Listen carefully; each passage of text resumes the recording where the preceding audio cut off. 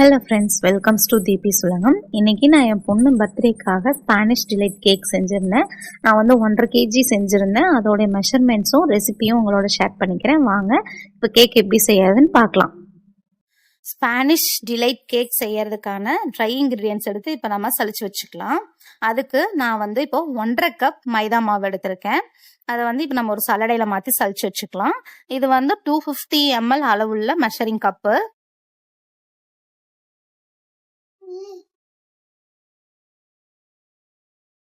அடுத்ததா 1/3 கப் அளவுள்ள dark cocoa powder எடுத்திருக்கேன். உங்களுக்கு என்ன கொக்கோ பவுடர் கிடைக்குதோ நீங்க அதை எடுத்துக்கோங்க. லைட் கொக்கோ பவுடர் கிடைச்சாலும் எடுத்துக்கோங்க.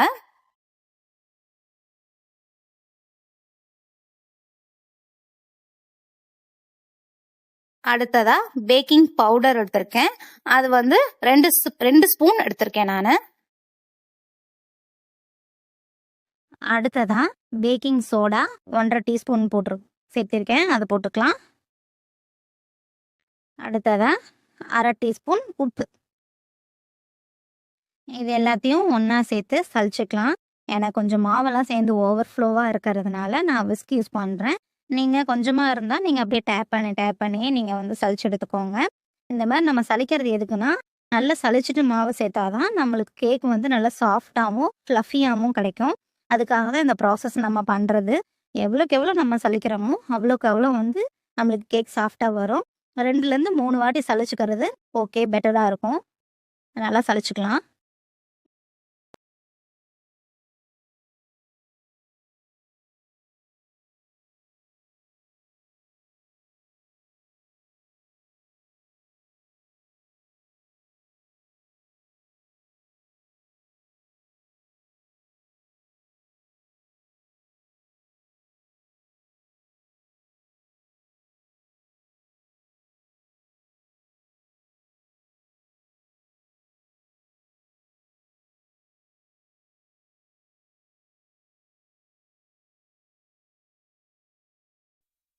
இப்போ நம்ம வெட்டி இன்க்ரீடியன்ஸ் எல்லாம் வந்து எடுத்து மிக்ஸ் பண்ணிக்கலாம்.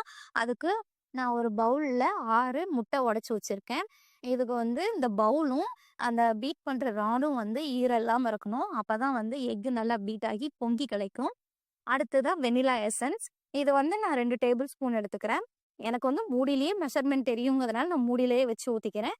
நீங்கள் வேணும்னா மெஷரிங் ஸ்பூன் யூஸ் பண்ணி மெஷர் பண்ணி ஊற்றிக்கோங்க.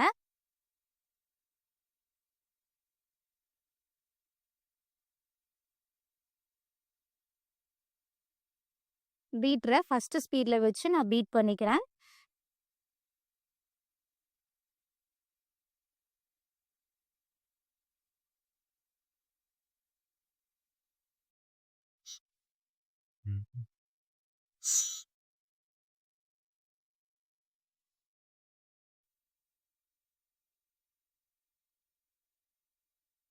முட்டை வந்து லைட்டாக ஒரு எல்லோ கலர் மாறும்போது நம்ம வந்து சர்க்கரை சேர்த்திக்கலாம். நான் வந்து 1.5 கப் பவுடர் பண்ண சர்க்கரை எடுத்து வச்சுருக்கேன்.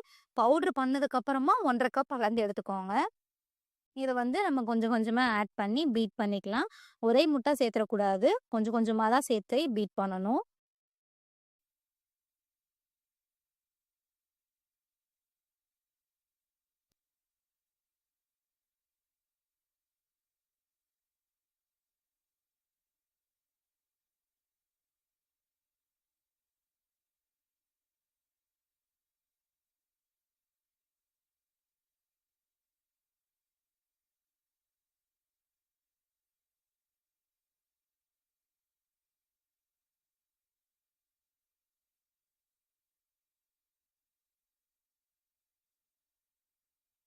ஒன்றரை கப் சர்க்கரையும் சேர்த்ததுக்கப்புறமா நம்ம வந்து ஃபுல் ஸ்பீடில் வந்து நல்லாவே பீட் பண்ணிக்கலாம். நம்ம எவ்வளோக்கு எவ்வளோ முட்டையை நல்லா பீட் பண்ணுறோமோ அவ்வளோக்கு அவ்வளோ கேக் வந்து நம்மளுக்கு நல்லா சாஃப்டாக கிடைக்கும்.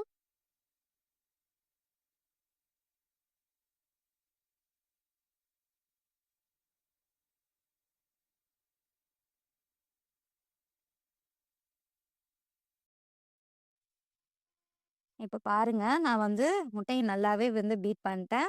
நமக்கு நல்லா ஒரு ஒயிட் கலர் மாதிரி பேட்டர் மாதிரி கிடைச்சிருக்கும். இதுதான் வந்து கன்சிஸ்டன்சி. இப்போ நான் காட்டுறேன் பாருங்க.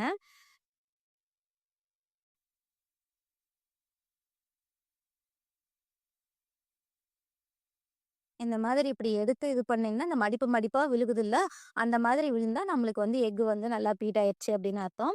அடுத்ததா 1/4 கப் எண்ணெய் எடுத்திருக்கேன். நான் வந்து சன்ஃப்ளவர் எண்ணெய் எடுத்திருக்கேன். நீங்க வந்து வாசனை இல்லாத எந்த எண்ணெய் வேணாலும் யூஸ் பண்ணிக்கலாம். ஆனா வாசனை இருக்கிற எந்த எண்ணெயும் யூஸ் பண்ணக்கூடாது. ஃபார் எக்ஸாம்பிள் தேங்காய் எண்ணெய், கடலெண்ணெய், நல்லெண்ணெய் இதுலலாம் வந்து அந்த எண்ணெயோட ஸ்மெல்லு வரும்.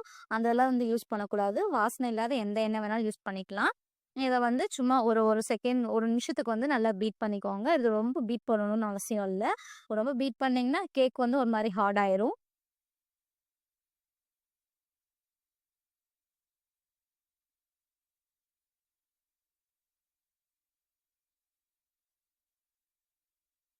நல்லா பீட் பண்ணியாச்சு. இப்ப நம்ம முட்டையெல்லாம் வந்து நல்லா பீட் பண்ணி முடிச்சுட்டோம். அடுத்ததா நம்ம ட்ரை இன்கிரியன்ட்ஸ் எல்லாம் கொஞ்சம் கொஞ்சமா சேர்த்தி மிக்ஸ் பண்ணிக்கிறோம். ட்ரை இன்கிரியன்ட்ஸ் சேர்த்தும்போது நம்ம வந்து பீட்டர யூஸ் பண்ணக்கூடாது. ஹேண்ட் விஸ்க் இல்லைன்னா ஸ்பேச்சுலா வச்சு இது பண்ணிக்கலாம். ஒவ்வொரு பேட்சா நம்ம ட்ரை இன்கிரியன்ட்ஸ் வந்து ஆட் பண்ணிட்டு, ஆ கொஞ்சம் கொஞ்சமா மிக்ஸ் பண்ணிக்கணும். ரொம்ப ஜென்டிலா மிக்ஸ் பண்ணணும். மிக்ஸ் பண்ணும்போது, இந்த மாரி கட் அண்ட் ஃபோல்டு மெத்தட்ல தான் நம்ம வந்து மிக்ஸ் பண்ணணும். ஒரே சைடா தான் நம்ம மிக்ஸ் பண்ணணும். ஆப்போசிட் சைட்ல வந்து நம்ம மிக்ஸ் பண்ணிறக்கூடாது. அப்படி மிக்ஸ் பண்ணிட்டோம் ஓவர் மிக்ஸ் பண்ணிட்டோம்னா கேக் வந்து நல்லா சாஃப்டா வராது. மாவு வந்து ரொம்ப இதாகி ஹார்ட் ஆயிடும்.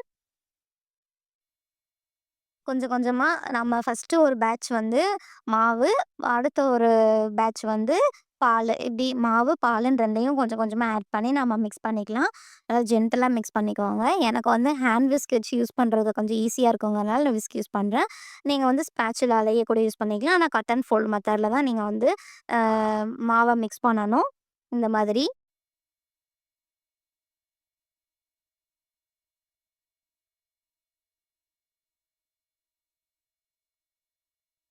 இருக்கறதுலயே இந்த ப்ராசஸ் தான் கொஞ்சம் டைம் எடுக்கும். பரவால்ல. இருந்தாலும் நல்லா பொறுமையா பண்ணணும்.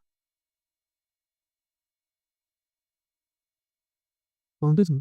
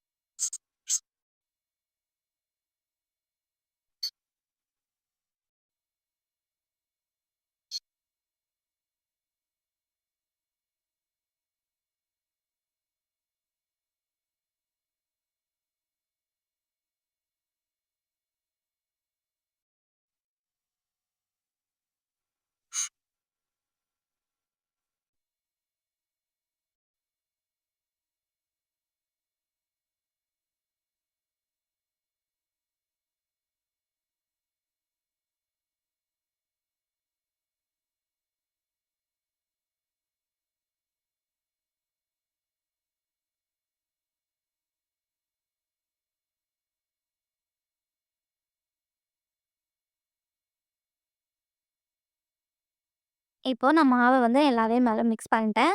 கடைசியா ஸ்பேச்சுலாவ வச்சு நம்ம வந்து அ ஓரத்துல இருக்கிறது எல்லாத்தையும் வந்து ஒரு வாட்டி எடுத்து விட்டுட்டு, நல்லா ஒரு வாட்டி மிக்ஸ் பண்ணிக்கலாம். ரொம்ப மிக்ஸ் பண்ணணும்னு இல்ல. சும்மா எல்லாத்தையும் ஒரு கலந்து விட்டாலே போதும்.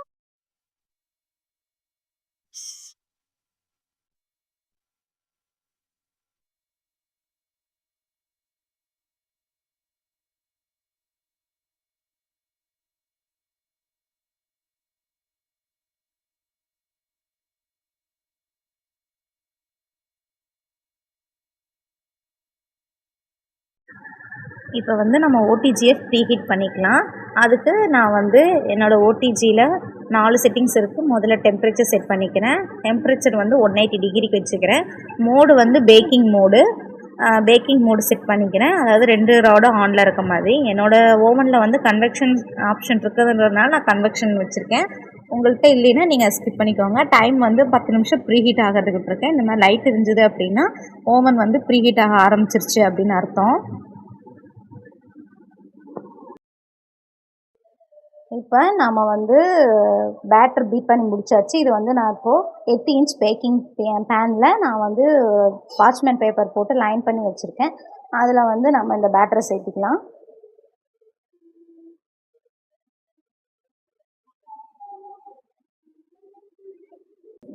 இப்போ பேட்டரை வந்து நல்லா இந்த மாதிரி நல்லா டேப் பண்ணிக்கோங்க. அப்போ தான் உள்ளே இருக்க ஏர் பபிள்ஸ் எல்லாம் ரிலீஸ் ஆகும்.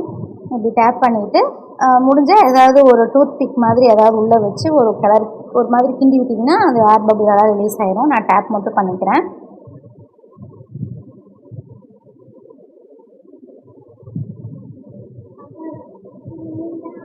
இப்போ இதை எடுத்து ஓவனில் வச்சிடலாம்.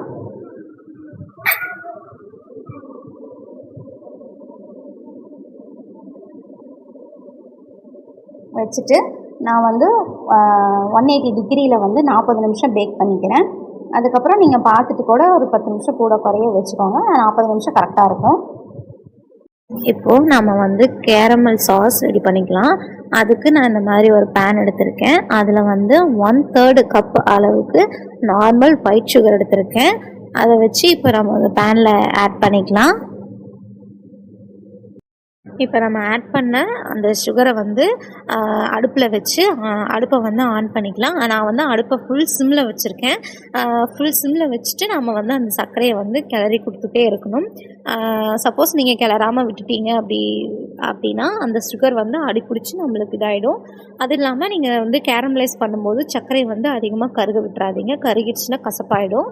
ஓவராகவும் புகை வர அளவுக்கு இருக்கக்கூடாது. அது வந்து ஒரு தேன் கலரில் வரணும். அது வரைக்கும் நம்ம வந்து இப்படி நம்ம வந்து கிளறிக்கிட்டே இருக்கணும். நான் வந்து உங்களுக்கு அதை காட்டுறேன் அந்த ஸ்டேஜு.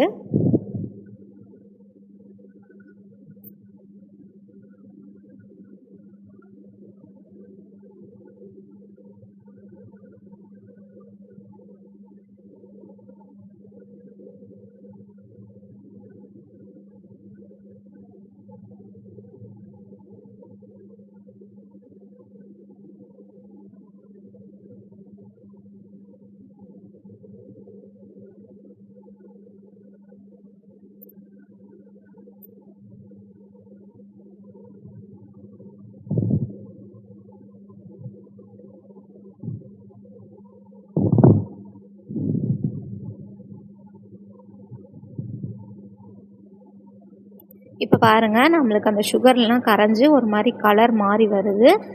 இந்த ஸ்டேஜில் ரொம்ப கவனமாக இருங்க. ரொம்ப கருக விட்டுறாதீங்க. கிளறிக்கிட்டே இருங்க.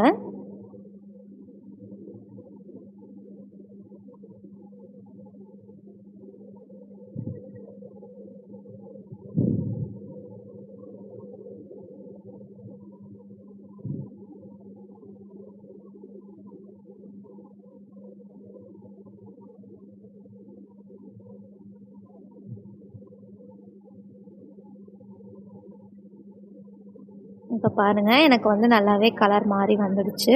இதுதான் நான் சொன்ன அந்த கலர். இப்போ நான் வந்து 30 கிராம் அன்சால்டட் பட்டர் எடுத்து வச்சுருக்கேன். அதை ஆட் பண்ணிக்கிறேன்.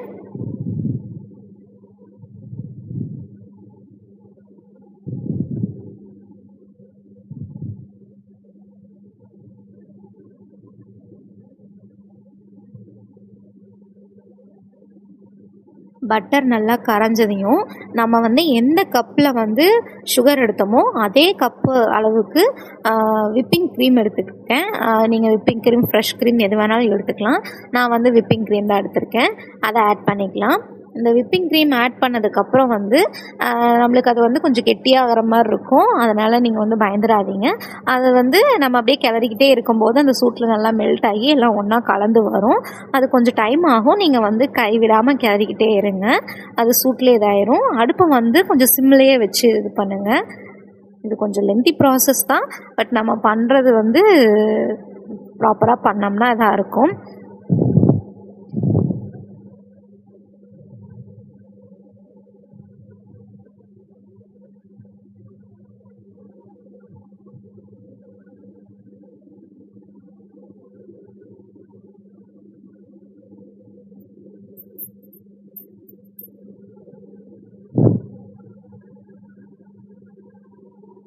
இப்போ பாருங்கள், அந்த க்ரீமெல்லாம் கரைஞ்சி எப்படி சாஸ் வந்து ரெடி ஆயிடுச்சுன்ட்டு.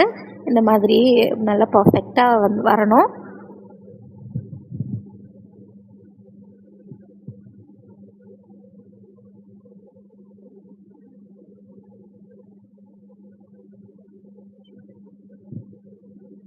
இது வந்து ரெடியான உடனே இன்னொரு பாத்திரத்துக்கு மாற்றி வச்சுருங்க. இதே பாத்திரத்துலேயே இருந்துச்சுன்னா நம்மளுக்கு ரொம்ப ஒட்டி ஒட்டி இருக்கும். வேறு பாத்திரத்துக்கு மாற்றி ஆற வச்சுருங்க. அதுக்கப்புறம் நம்மளுக்கு கேரமல் சாஸ் ரெடி ஆகிடும்.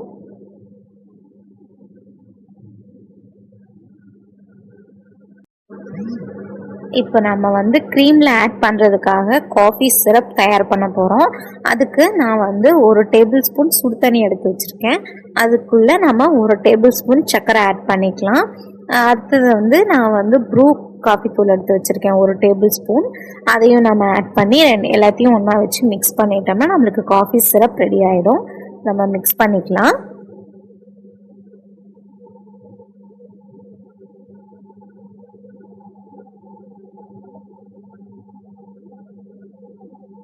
நம்ம வந்து கேக்குக்கு கொஞ்சமாக தான் இந்த சிரப் யூஸ் பண்ண போகிறோம். அது வந்து மிச்சம் இருந்துச்சுனாலும் நீங்கள் அது ஃப்ரிட்ஜில் வச்சுருந்துட்டு காஃபி போடும்போது வச்சு யூஸ் பண்ணி பாருங்கள். காஃபிக்குமே இது சூப்பராக இருக்கும். இது காஃபி சிரப் தானே, ஸோ காஃபி போடுறதுக்கும் இது நல்லாயிருக்கும். அதிகமாக வேஸ்ட் ஆகிடுச்சின்னு நீங்கள் நினைக்காதீங்க.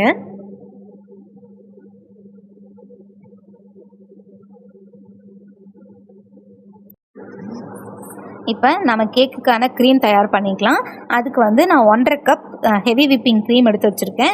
இந்த க்ரீம் வந்து நல்லா வந்து லிக்விட் கண்டிஷனில் இருக்கணும். நீங்கள் நாளைக்கு கேக் பண்ண போகிறீங்கன்னா இன்றைக்கே வந்து ஃப்ரீசரில் இருந்து க்ரீமை வந்து நார்மல் போர்ஷன் இருக்கு இல்லையா, ஃப்ரிட்ஜில் அந்த இதில் எடுத்து வச்சுருங்க. இந்த மாதிரி நல்லா ஊற்றும் போது லிக்விட் கண்டிஷனில் இருக்கணும். அதுக்கப்புறம் வந்து அந்த பவுலும் நம்ம பீட் பண்ணுற ராடும் வந்து நல்லா சில்லுன்னு இருக்கணும். ரொம்ப டெம்பரேச்சர் ஜாஸ்தியான இடத்துல நீங்கள் இருந்தீங்கன்னா சீக்கிரம் க்ரீம் வந்து நம்மளுக்கு பீட் ஆகி கிடைக்காது. அதனால் பார்த்து நல்ல கூலிங் கண்டிஷனில் இருக்க மாதிரி இடத்துல வச்சுக்கோங்க. அப்படி கூலிங் கண்டிஷன் உங்களுக்கு இல்லை அப்படின்னா அடியில் ஒரு ஐஸ் கட்டி பவுல் வச்சுட்டு நீங்கள் வந்து மேலே வச்சு பீட் பண்ணிக்கோங்க. அடுத்து நான் வந்து வெனிலா எசன்ஸ் ஊற்றுறேன். அது வந்து 2 டேபிள் ஸ்பூன் ஊற்றிக்கிறேன். அது இல்லாமல் நான் யூஸ் பண்ணுற க்ரீமில் வந்து எனக்கு தேவையான அளவு சுகர் இருக்குங்கிறதுனால நான் தனியாக சுகர் ஆட் பண்ணல. உங்களுக்கு சப்போஸ் டேஸ்ட் பண்ணி பார்த்துட்டு உங்களுக்கு சுகர் கம்மியாக இருந்தது அப்படின்னா நீங்கள் வந்து ஐசிங் சுகர் வந்து ஆட் பண்ணிக்கோங்க. நார்மல் சுகரில் யூஸ் பண்ணக்கூடாது. கேக் பீட் பண்ணுறதுக்கு க்ரீமுக்காகவே ஐசிங் சுகர்னு விற்கிது. அது நீங்கள் வாங்கி அதை வந்து 1/4 கப் சேர்த்திக்கோங்க. 1.5 கப் க்ரீமுக்கு 1/4 கப் சரியாக இருக்கும். அதை நீங்கள் சேர்த்துக்கோங்க. எனக்கு இந்த க்ரீமில் வந்து எனக்கு தேவையான இனிப்பு இருக்குங்கிறதுனால நான் எதுவும் ஆட் பண்ணல. இப்போ வந்து நம்ம அப்படியே ஸ்லோ ஸ்பீடில் வந்து பீட் பண்ண ஆரம்பிச்சுக்கலாம். இது வந்து ரொம்பவும் ஓவரும் பீட்டும் ஆகிடக்கூடாது. ரொம்ப ஓவராக பீட் பண்ணிட்டோன்னா நம்மளுக்கு வெண்ணெய் பிரிஞ்சு வந்துடும். அப்போ வந்து நம்மளுக்கு அதுவும் வேஸ்ட்டாக போயிடும். நான் வந்து உங்களுக்கு காட்டுறேன் கரெக்டான பக்குவம் எது அப்படிங்கிறத.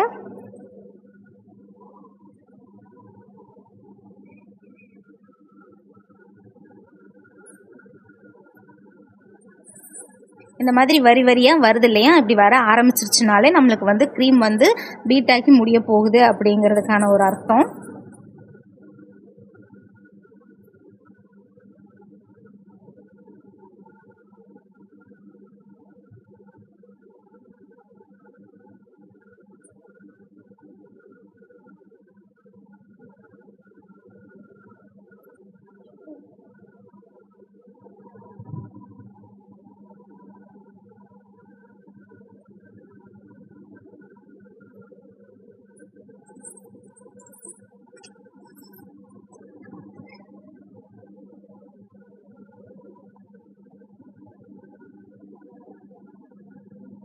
இப்போ பாருங்கள், நான் வந்து க்ரீமை பீட் பண்ணி முடிச்சிட்டேன்.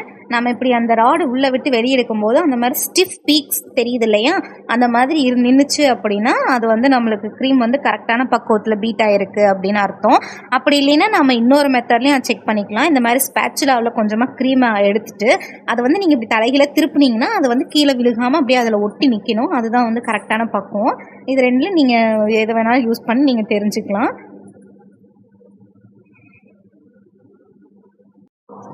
இப்போது இந்த க்ரீமில் நம்ம பண்ணி வச்சுருந்த அந்த காஃபி சிரப் இருக்கு இல்லையா, அது நான் ஒரு 1/2 ஸ்பூன் பக்கம் ஊற்றிக்கிறேன். அடுத்ததாக வந்து மில்க் மெய்டு. இதுவும் வந்து உங்கள் டேஸ்ட்டுக்கு ஏற்ற அளவுக்கு ஊற்றிக்கோங்க. நான் வந்து ஒரு டேபிள் ஸ்பூன் அளவுக்கு நான் ஊற்றிக்கிறேன்.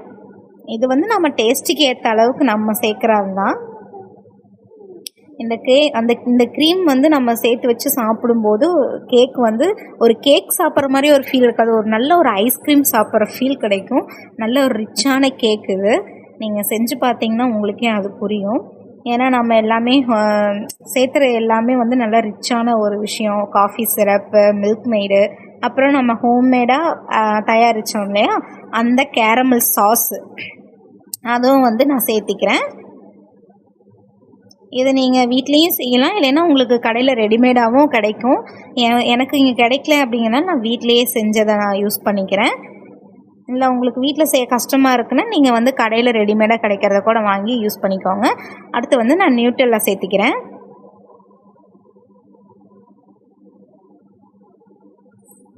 இது உங்களுக்கு நல்லா ரிச்சாக வேணும்னா நீங்கள் எல்லாமே நல்லா அதிகமாகவும் சேர்த்திக்கோங்க. நான் வந்து எல்லாமே ஒரு மினிமலாக தான் சேர்த்துறேன்.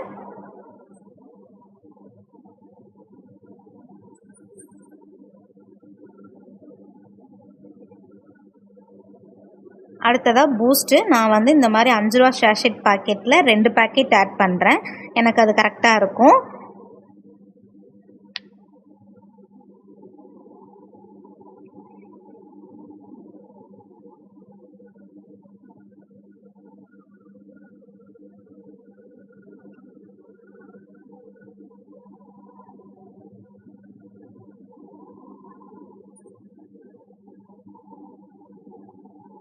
இப்போ இது எல்லாத்தையும் வந்து நம்ம ஒன்றா வச்சு மிக்ஸ் பண்ணணும். அதுக்கு நீங்கள் பீட்ரு வச்சு ஒரு சின்ன ஸ்பீடில் வந்து நீங்கள் அப்படியே பீட் பண்ணிங்கனாலே எல்லாமே ஒன்றா சேர்ந்து வந்துடும்.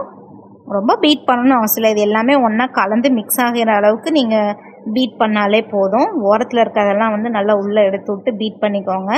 அப்போ தான் எல்லா க்ரீம்லேயும் நம்ம சேர்த்துருக்க எல்லா இன்க்ரீடியன்ஸும் வந்து மிக்ஸ் ஆகி கிடைக்கும். மிக்ஸ் பண்ணிவிட்டு நான் உங்களுக்கு காட்டுறேன்.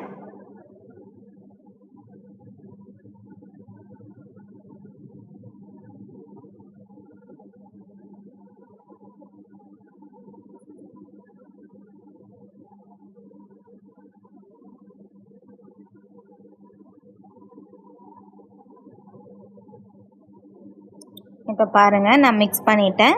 இப்போ வந்து நான் ஓரத்தில் இருக்க எல்லாத்தையும் ஒன்றா சேர்த்துட்டு இந்த க்ரீமை வந்து நான் கொஞ்சம் நேரம் ஃப்ரிட்ஜில் வச்சு செட் ஆக்க போகிறேன். ஏன்னா வந்து இவ்வளோ நேரம் நம்ம வெளியே வச்சுருந்ததுக்கு லைட்டாக க்ரீம் வந்து லூஸாக இருக்குது. நம்ம கொஞ்சம் நேரம் ஃப்ரிட்ஜில் வச்சுருந்துட்டு நம்ம எடுத்து கேக்கில் ஆட் பண்ணோம்னா சரியாக இருக்கும். அது இல்லாமல் நம்மளுக்கு இப்போ கேக்லாம் ட்ரிம் பண்ணி எடுக்கிற வரைக்கும் க்ரீமை வெளியவே வச்சுட்டு இருக்க முடியாது. அதனால் அது வரைக்கும் நான் ஃப்ரிட்ஜில் வச்சுக்க போகிறேன். அந்த ஃப்ரிட்ஜில் வைக்கிறதுக்கு ஒரு சின்ன டிப் சொல்கிறேன். அதாவது இந்த மாதிரி க்ரீம் வந்து சும்மாவே நம்ம மூடி வச்சோம் அப்படின்னா அதுக்குள்ளே எல்லாம் ஏர் ஃபார்ம் ஆகி ஒரு மாதிரி க்ரீம் வந்து சொருன்னு இருக்க மாதிரி இருக்கும். அது தடுக்கிறதுக்கு மேலே வந்து இந்த மாதிரி கிளிங் ரேப்ஸ் வந்து உங்களுக்கு கடையில் கிடைக்கும். அந்த மாதிரி கிளிங் ரேப் வந்து அந்த நம்ம எந்த பவுலில் வச்சுருக்கோமோ அந்த பவுலில் நல்லா வாய் வந்து கவர் ஆகிற அளவுக்கு இப்படி கிளிங் ரேப் போட்டு சுற்றி வச்சிட்டிங்க அப்படின்னா அதுக்குள்ளே ஏர் போகாது. நம்மளுக்கு க்ரீம் வந்து நம்ம பீட் பண்ணும்போது எப்படி இருந்துச்சோ அதே அளவுக்கே இருக்கும். இதை ட்ரை பண்ணி பாருங்கள். இப்போ நம்மளுக்கு கேக் வந்து பேக் ஆகி கிடச்சிருச்சு. இது வந்து நல்லா ஆரியும் எடுத்துக்கிட்டேன். இப்போ வந்து நான் கேக்கெல்லாம் வந்து ஃபுல்லாக ட்ரிம் பண்ணிக்கிறேன். இந்த மாதிரி மேலே இருக்கிறது சைட்ஸில் இருக்கிறதெல்லாம் அந்த மாதிரி ட்ரிம் பண்ணி எடுத்தோம்னா நம்மளுக்கு இன்னும் கொஞ்சம் ஸ்பாஞ்சியாக இருக்கும் கேக்கு. அதுக்காக நான் வந்து ட்ரிம் பண்ணி எடுத்துக்கிறேன். இப்படி ட்ரிம் பண்ணி எடுக்கிறது வேஸ்ட் ஆகணும்னு நீங்கள் நினைக்க வேண்டாம். இது வந்து நம்ம கடைசியில் டெக்கரேஷனுக்கு யூஸ் பண்ணிக்குவோம். அதனால் நீங்கள் அது வேஸ்ட் ஆகுதுன்னு கவலைப்பட தேவையில்லை.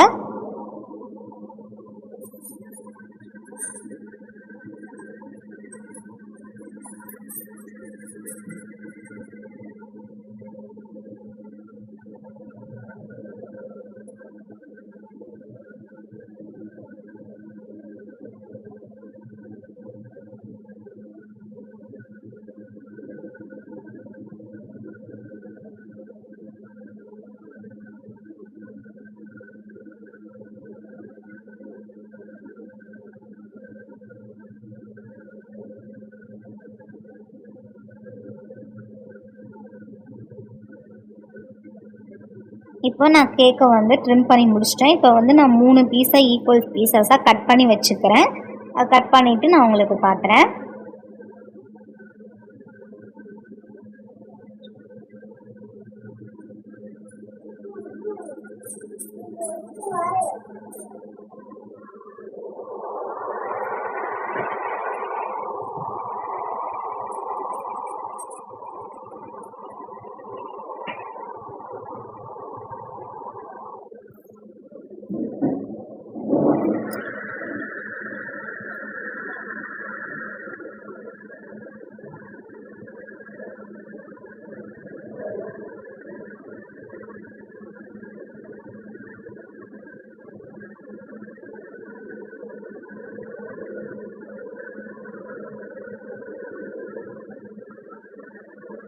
நான் கேக்கு 3 பீஸாக கட் பண்ணி வச்சுட்டேன். இப்போ வந்து ஒரு கேக் போர்டு எடுத்துக்கிறேன். அதில் வந்து லைட்டாக க்ரீம் அப்ளை பண்ணிக்கிறேன். அப்போ தான் வந்து நம்மளுக்கு கேக் வந்து அந்த போர்டை விட்டு நகராது.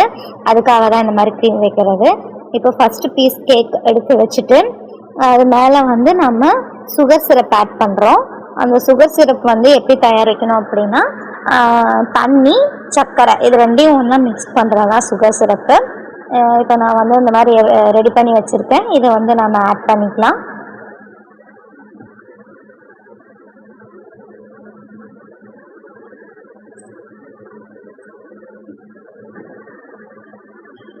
இப்படி வந்து சுகர் சிரப்பில் நனைச்சிட்டோம் அப்படின்னா நம்மளுக்கு கேக் வந்து கொஞ்சம் மாய்ஸ்டாக கிடைக்கும். இது பண்ணிவிட்டு நான் வந்து க்ரீம் வச்சுக்கிறேன். எனக்கு வந்து இப்படி ஓப்பனாகவே வச்சு செய்கிறதுக்கு தெரியும் அப்படிங்கிறதுனால நான் வந்து இந்த மாதிரியே வைக்கிறேன் க்ரீமு. உங்களுக்கு இப்படி தெரியல அப்படின்னா நீங்கள் வந்து பைப்பிங் பேக்கில் வந்து க்ரீம் ஆட் பண்ணிவிட்டு அப்படியே கூட நீங்கள் அப்ளை பண்ணிக்கலாம். இப்போ இந்த மாதிரி க்ரீம் வந்து நல்லா ஈக்குவலாக லெவல் பண்ணி விட்டுட்டு இதில் வந்து ஃபில்லிங்ஸ் வந்து நம்மளுக்கு என்ன விருப்பமோ அது கொடுக்கலாம். நம்மளுக்கு ஃபில்லிங்ஸாக நான் வந்து சாக்லேட் சிப்ஸ் ஆட் பண்ணிக்கிறேன். உங்களுக்கு வந்து என்ன விருப்பமோ அந்த மாதிரி நட்ஸ் ஆட் பண்ணிக்கலாம். உங்களுக்கு என்னென்ன மாதிரியெல்லாம் விருப்பமோ அந்த மாதிரியெல்லாம் நீங்கள் ஆட் பண்ணிக்கலாம். நம்ம உள்ளே வைக்கிறது தான்.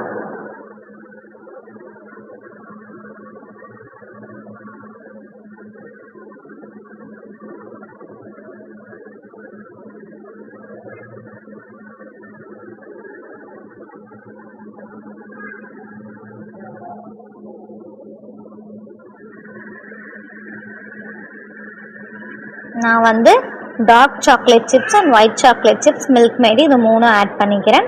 உங்களுக்கு என்ன விருப்பமோ அதை ஆட் பண்ணிக்கோங்க. நீங்கள் வந்து ட்ரை ஃப்ரூட்ஸு, நட்ஸு இப்படி எதுக்குமே ஆட் பண்ணிக்கலாம். அவங்கவுங்க விருப்பம் தான் அது.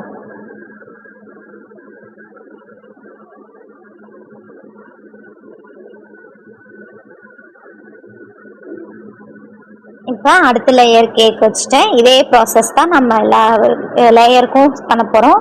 சுகர் சிரப், க்ரீமு, அப்புறம் ஃபில்லிங், அவ்வளோதான். இந்த மாதிரி வச்சு நம்ம வந்து கேக்கை வந்து ஃபுல்லாக வந்து லேயர் பண்ணிக்கலாம்.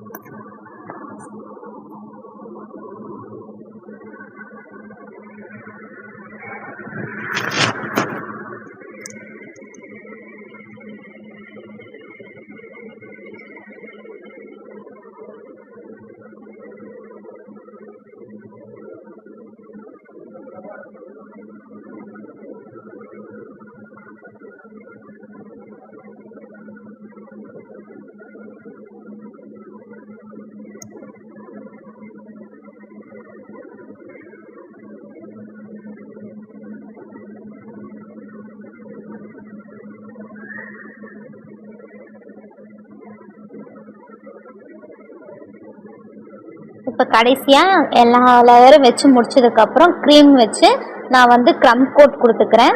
க்ரம் கோட்னால் வேறு ஒன்றும் இல்லை, நம்ம வந்து கேக்கை வந்து ஃபுல்லாக ஒரு லேயர் க்ரீம் வச்சு கவர் பண்ணுறதா க்ரம் கோட்டு. அதாவது அந்த கேக்கோடைய துகள்கள்லாம் எதுவும் வெளியே தெரியாமல் இருக்கிறதுக்காக ஒரு லேயர் க்ரீமை வச்சு நம்ம கவர் பண்ணுறதுக்கு பேர் தான் க்ரம் கோட்டு.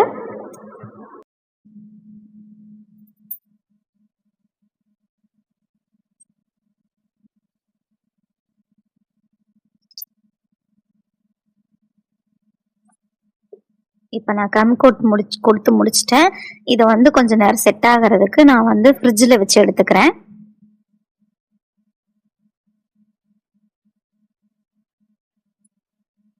நான் வந்து சாக்லேட் கனாஷ் வச்சு தான் என் கேக்கு டெக்கரேட் பண்ணணும்னு நான் நினச்சேன். அதுக்காக நான் வந்து சாக்லேட் கனாஷ் ரெடி பண்ண போகிறேன். அதுக்கு நான் வந்து 122 கிராம் வந்து டார்க் சாக்லேட் எடுத்திருக்கேன். அதுக்கு வந்து 120 கிராம் வந்து நான் வந்து விப்பிங் க்ரீம் ஆட் பண்ணிக்கிறேன். இது வந்து 1:1 ரேஷியோவில் நம்ம வந்து கனாஷ் ரெடி பண்ண போகிறோம். இப்போ வந்து ரெண்டையும் ஒன்றா 1:1 ரேஷியோவில் எடுத்துட்டு டபுள் பாயிலிங் மெத்தடில் மெல்ட் பண்ணிவிட்டு நல்லா ஆறுனதுக்கப்புறமா நம்ம கேக் மேலே சேர்த்திக்கலாம். இப்போ நான் வந்து க்ரீம் அளந்து எடுத்துக்கிறேன்.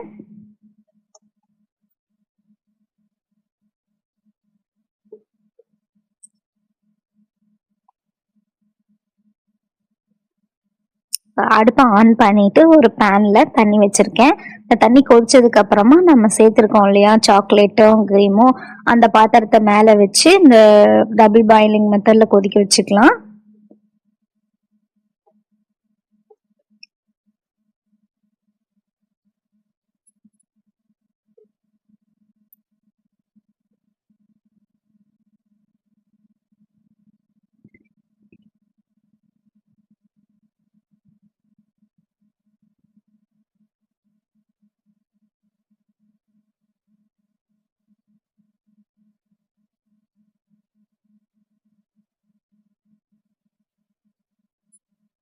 இப்போ பாருங்க கெனாஷ் ரெடி ஆயிடுச்சு. இது வந்து நல்லா ஆறணும். நல்லா ஆறுனதுக்கு அப்புறம் தான் நம்ம கேக் மேலே சேர்த்தணும். சூடா இருக்கும் போதே கேக் மேலே சேர்த்திட்டோம்னா க்ரீம் மெல்ட் ஆயிரும்.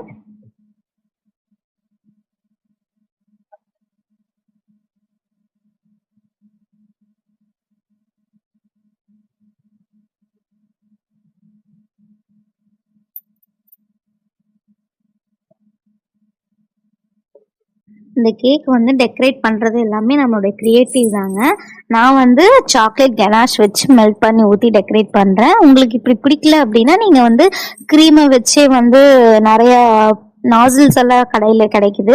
அந்த நாசில்ஸ் வச்சு நீங்கள் டெக்கரேட் பண்ணிக்கலாம். அது அவங்கவுங்க க்ரியேட்டிவ் லெவலை பொறுத்தது. நான் வந்து எனக்கு இப்படி பண்ணுறது பிடிக்குங்கிறதுனால எனக்கு இந்த டிசைன் நான் வந்து சூஸ் பண்ணியிருக்கேன். இப்போ வந்து மெல்ட் பண்ண சாக்லேட்டை நான் வந்து கேக் மேலே ஊற்றிட்டு இதை வந்து நான் நல்லா ஸ்ப்ரெட் பண்ணிக்கிறேன்.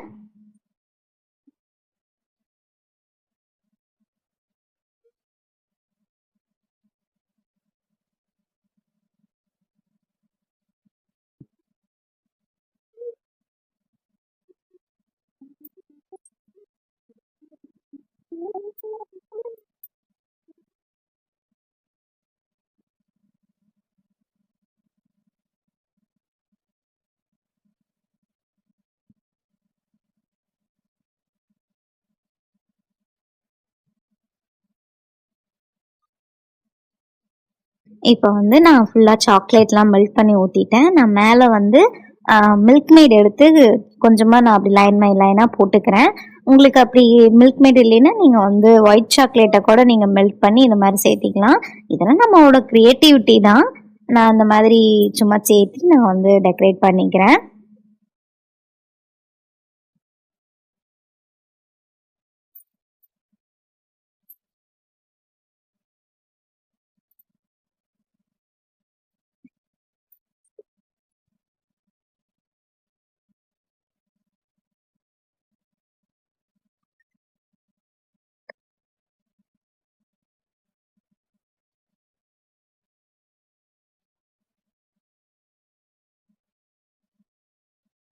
இப்போ வந்து நான் கேக் மேலே ஃபுல்லாக டெக்கரேட் பண்ணி முடிச்சிட்டேன். சுற்றி வந்து நான் வந்து ஃபஸ்ட்டு நம்ம கேக் ட்ரிம் பண்ணும்போது சில கேக் துண்டுகள்லாம் எடுத்து வச்சோம்ல, அதை வந்து நல்லா உதுட்டு விட்டு அது கூட நான் வந்து chocolate chips, dark chocolate, white chocolate ரெண்டையும் வந்து மிக்ஸ் பண்ணி விட்டு அந்த அந்த மிக்சரை வந்து நான் அப்படி கேக் ஃபுல்லாக சுற்றி வந்து ஸ்ப்ரெட் பண்ணி அப்ளை பண்ணிக்கிறேன்.